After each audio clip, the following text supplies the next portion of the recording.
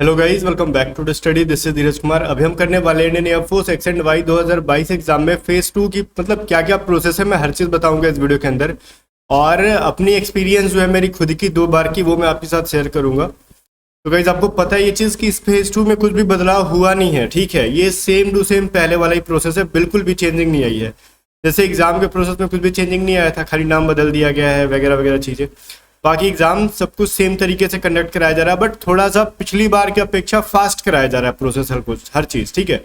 और एक चीज़, हाँ, यहाँ पे दिक्कत ये आ रही है ना कि आपको फेज 2 की तैयारी करने के लिए ना, जैसे ही आपका एडमिट कार्ड आएगा फेज 2 का 10 से 11 दिन टाइम मिल रहा है आपको, ज़्यादा दिन टाइम नहीं मिल रहा है। ये चीज़ कैसे मैं कह रहा हूँ, मैं दिखा रहा हूँ आपको, प्रूफ दिखा रहा हूँ।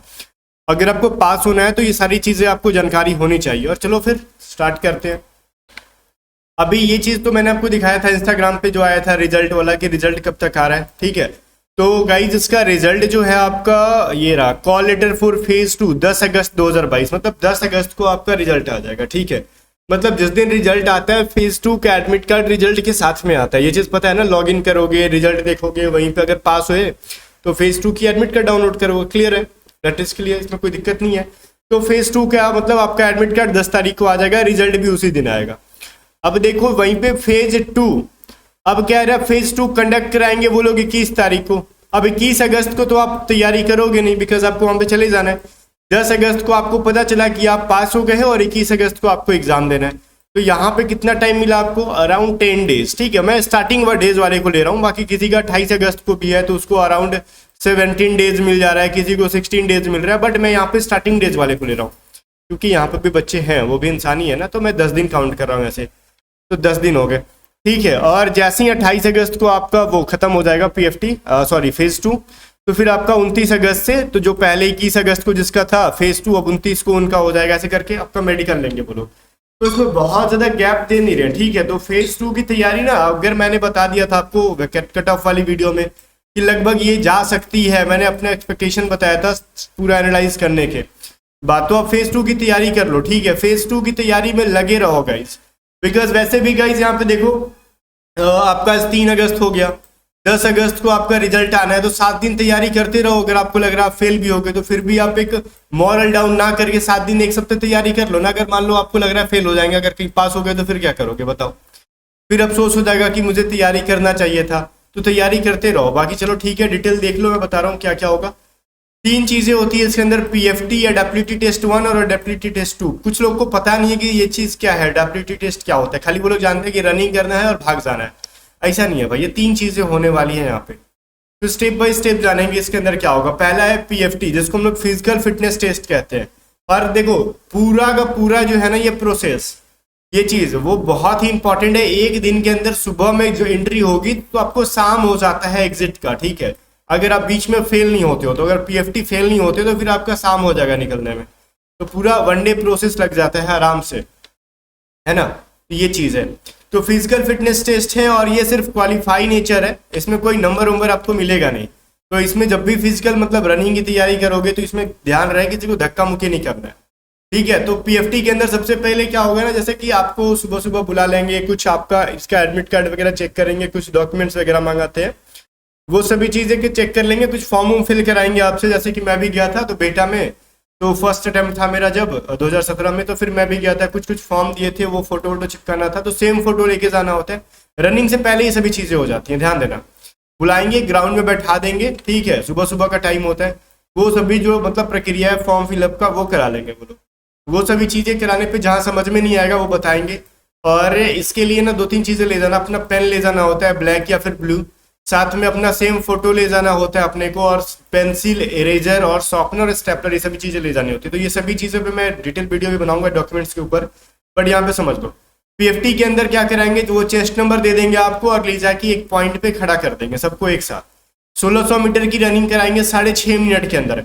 अब कोई बच्चा 5 मिनट 30 सेकंड के अंदर अगर रनिंग कंप्लीट कर ले तो क्या इसको कोई अवार्ड देंगे, थोड़ी ना, ठीक है। आप चलो पास हो गए, बहुत अच्छी, 2-4 मुंह पे तारीफ कर देंगे और इसके अलावा कुछ नहीं मिलेगा।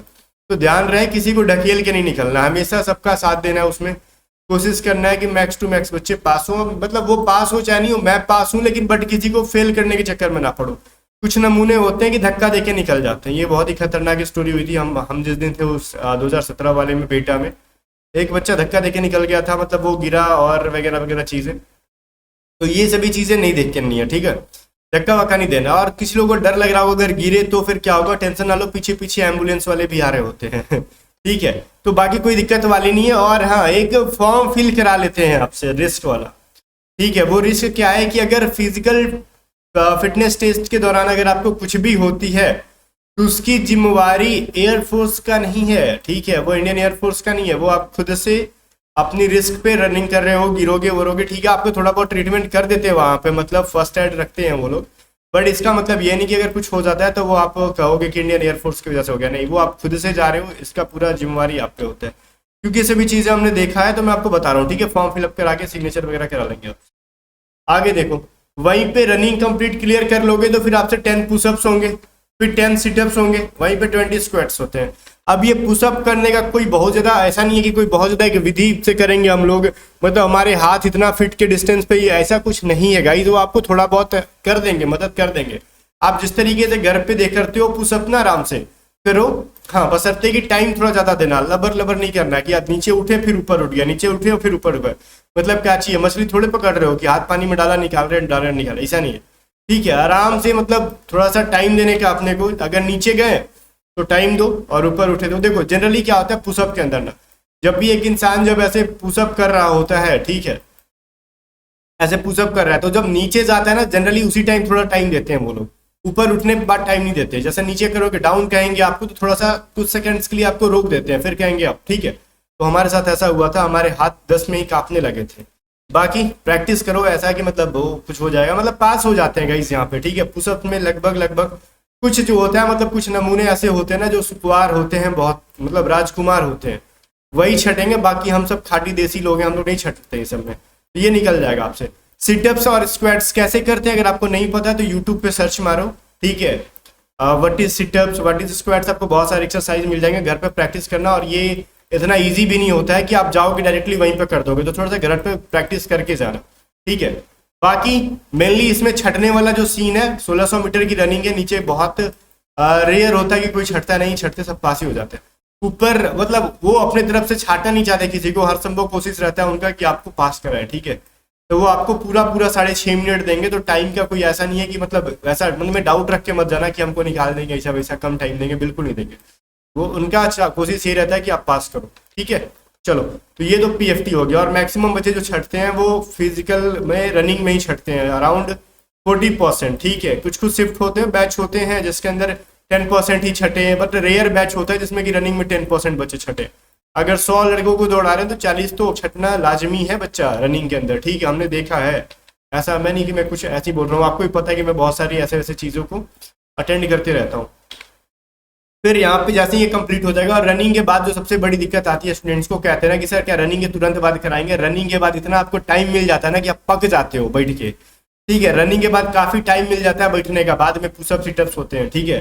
क्योंकि फर्स्ट अटेम्प्ट में मैं भी छटा हुआ था रनिंग में कि नहीं, तो मैं छट गया था ना जब रनिंग में, तो मैं बताऊं कि मुझे बैठा के सनका दिया था उन लोगों ने। जब तक हम लोग बैठे हुए थे ना, तो जो बच्चे पास हो गए थे उनको भी रेस्ट ही कर रहे थे वो लोग, ठीक है। तो टेंशन ना लो, जो छट जा मतलब जो पास हो जाते हैं रनिंग, उनको काफ़ी टाइम मिल जाता है ये 3 इवेंट्स करने के लिए, तो वो काफ़ी रिलैक्स हो जाते हैं, ठीक है। ऐसा नहीं कि रनिंग कराए और कहेंगे आजा पुशअप मारो सिटअप मारो, ऐसा नहीं है, मतलब ठीक है, कोई जल्दीबाजी नहीं है, आराम से हो जाता है सब कुछ, टाइम मिलता है आपको। फिर एडेप्टिबिलिटी टेस्ट होता है 1। अब ये एडेप्टिबिलिटी टेस्ट 1 में क्या होता है, ये एसआरटी होता है, सिचुएशन रिएक्शन टेस्ट। अब कहोगे क्या इसमें केमिकल ले जाना है सर, क्या रिएक्शन करा देंगे, ऐसा कुछ नहीं होता भाई केमिकल। सिचुएशन रिएक्शन टेस्ट मतलब सिचुएशन के टाइम पे आप कैसा रिएक्ट करते हो उसका एक टेस्ट, और ये एक साइकोलॉजिक टेस्ट है, ठीक है। आपके मानसिक मतलब मन के बारे में जानना चाहते हैं कि आप सोचते कैसे हो, ठीक है, आपकी सिचुएशन में क्या क्या कर सकते हो, ये सभी चीजें। एक रिटन टेस्ट होता है, इसी के लिए आपको कहा जाता है कि पेन पेंसिल शॉर्पनर इरेजर सब चीज लेके जाना है, स्टेपलर वगैरह सब कुछ लेके जाना है इसके लिए, तो घर से लेके जाना, अदरवाइज वहां पे खरीदना पड़ जाएगा बाहर में कहीं शॉप वॉप होगा तो, ठीक है। तो इसके अंदर क्या क्या होगा, लैंग्वेज इसका हिंदी एंड इंग्लिश दोनों में होता है, टेंशन ना लेना, ये बाइलिंगुअल क्वेश्चंस होते हैं इसके। टोटल नंबर ऑफ क्वेश्चंस 45 होते हैं, ठीक है। आसान टेस्ट है ये, बहुत ही आसान टेस्ट है, मैं बता रहा हूँ आपको इसके अंदर। और ये टाइम जो होता है 30 मिनट्स का, क्योंकि मैंने सेकंड अटेम्प्ट में यहाँ तक भी पहुंचा था, मैंने वो सेकंड में पता है कि मैं मेडिकल में आउट हूँ, तो मतलब ये पूरा फेज 2 को पूरा अच्छे से मैंने अटेंड कर रखा है, क्लियर कर रखा है, तो मैं आपको बता रहा हूँ। नंबर ऑफ क्वेश्चंस 45 होते हैं इसके अंदर, टाइम आपको 30 मिनट्स के मिल जाएंगे। दिख रहा है आपको? तो इसके अंदर क्या होगा ना, देखो जब भी आपको क्वेश्चंस मिलेंगे सिचुएशन रिएक्शन टेस्ट के अंदर, तो यहाँ पे 40+5 में डिवाइडेड होते हैं, 40+5, ठीक है। 5 क्वेश्चंस में आपको रीजनिंग के क्वेश्चंस होंगे। वो रीजनिंग कैसे होंगे, ज्यादातर ब्लड रिलेशन ही ऐड किए थे मुझे जहां तक याद आ रहा है, और कुछ फिगर वाले एक आधे क्वेश्चन थे। तो रीजनिंग पढ़ते रहो, कुछ सीरीज वाले भी ऐड कर देते हैं, रैंडम रहता है। तो आपको रीजनिंग पढ़ते रहना है, blood relation, number series, figure वाले क्वेश्चन जो होता है ना, वो सभी चीजों को पढ़ते रहना है। मैं कहूंगा ये 5 नंबर बहुत ही इंपॉर्टेंट है। और गाइज यहाँ पे निगेटिव मार्किंग नहीं होता, ठीक है। यहाँ पे कोई निगेटिव मार्किंग नहीं होता है, गलत भी आंसर कर दिए तो ठीक है। और पहली बात तो गलत का जो सीन होता है ना, वो रीजनिंग में ही होता है। ये 40 क्वेश्चंस में किसी का कोई गलती नहीं होता। आप किसी भी ऑप्शन को चूज करो, गलत नहीं कहा जाता है उसको। ये रीजनिंग में ही गलत या सही हो सकता है, जो भी होगा। तो ध्यान रहे 40+5 का जो सीन है, इसके अंदर आपको 30 मिनट के अंदर जो है ना पूरा का पूरा कर लेना। और ये 30 मिनट बहुत ज्यादा होता है गाइस, ठीक है।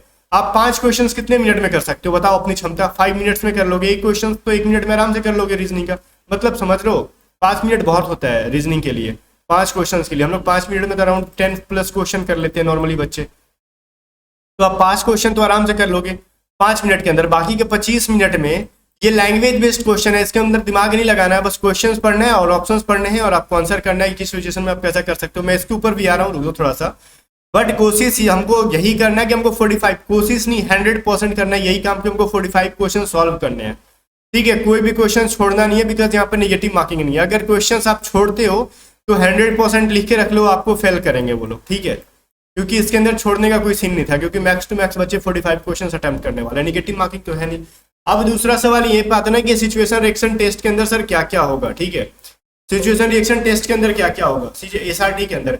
तो ऐसे क्वेश्चंस होते हैं इसके अंदर, जस्ट लाइक मान लो कि हम कहीं रोड पे जा रहे हैं, ठीक है। आपके साथ नहीं, आप अगर आपके सामने आपकी गाड़ी से किसी और को आप एक्सीडेंट कर देते हो, घायल हो जाता है, उस सिचुएशन में आप क्या करोगे, ठीक है। पहला ये कि आप उसके छोड़ के भाग जाओगे, ठीक है, आगे निकल जाओगे। दूसरा ये कि आप उसको मतलब इलाज खुद से कराने ले जाओगे। तीसरा ये कह लो कि आप अकेले हो, वो ज्यादा फैमिली है अगर मान लो क्वेश्चंस में मेंशन रहेगा, तो आप किसी का हेल्प मांगोगे। फोर्थ ये करोगे कि आप एम्बुलेंस को कॉल करोगे, ठीक है। अब इस तरीके जरूरी नहीं कि सेम क्वेश्चन हो, एक तरह मैंने आइडिया लगाया। तो इसमें अगर हम ये कह देना कि छोड़ के भाग जाए, ठीक है, या फिर क्या कहते हैं इसको कि हम एम्बुलेंस बुलाएंगे या फिर हम खुद से ले जाएंगे, तो इसमें से सबके सब आंसर सही है। बोलोगे सर छोड़ के भाग जाना कैसे सही है? देखो ये डिपेंड करता है सिचुएशन के अकॉर्डिंग। अगर देखो ये सिचुएशन ये बन जाता है ना कि क्योंकि बहुत जगह सिचुएशन ये भी होता है, छोड़ के भागना भी कभी कभी जरूरी होता है, क्योंकि बहुत सारे लोग ना पकड़ के पीटने आ जाते हैं। उस सिचुएशन में आप किसी का हेल्प करोगे तो पहले आपकी धुनैया हो जाएगी, तो वो लोग समझ जाते हैं, टेंशन ना लो, ठीक है। आप एक ऑप्शन भी चूज करते हो तो आपको फेल नहीं करेंगे। अब वो आपकी मानसिकता देखना चाहते हैं कि आपकी मानसिकता कैसी है, ठीक है।